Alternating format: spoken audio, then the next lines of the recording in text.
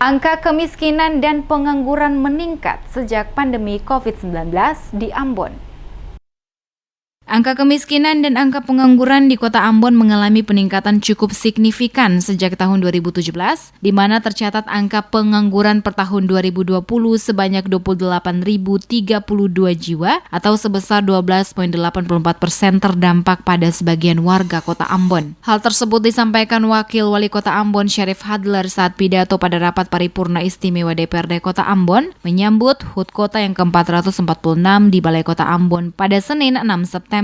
Syarif Hadler mengatakan tercatat angka pengangguran sejak tahun 2017 sebanyak 25.064 jiwa atau sebesar 13,99%. Angka tersebut mengalami peningkatan yang cukup signifikan dari tahun ke tahun dan sampai dengan tahun 2020.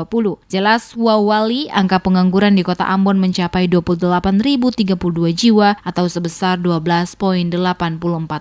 Dan untuk angka kemiskinan sendiri, kata Wawali dari tahun 2017 sampai dengan tahun 2020 mengalami perkembangan yang cukup konstan seiring pertumbuhan penduduk Kota Ambon. Untuk tahun 2017, angka kemiskinan di Kota Ambon tercatat sebanyak 19.630 jiwa atau sebesar 4,46%. Di tahun 2019, angka ini meningkat menjadi 21.660 jiwa atau sebesar 4,57%, dan angka kemiskinan absolut terus meningkat di tahun 2020 tercatat sebesar 22.150 jiwa. Wawali menjelaskan peningkatan baik pengangguran maupun kemiskinan yang terjadi di wilayah Kota Ambon sejak 2019 ini disebabkan pandemi COVID-19 yang menyebabkan banyak warga kehilangan lapangan pekerjaan karena pemutusan tenaga kerja banyak terjadi.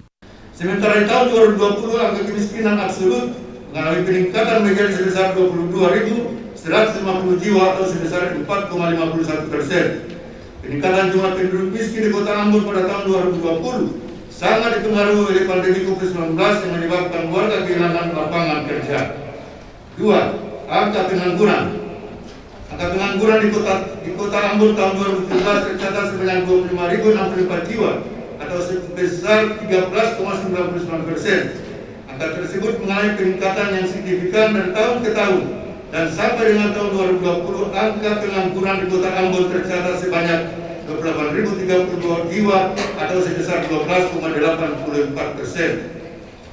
Dalam pidato paripurna istimewa DPRD yang berlangsung secara daring ini juga, Wawali menambahkan selain permasalahan pengangguran dan kemiskinan pertumbuhan ekonomi, inflasi, produk domestik bruto regional, indeks pembangunan manusia, angka kunjungan wisata di mana seluruh sektor tersebut juga terdampak penurunan diakibatkan pandemi COVID-19.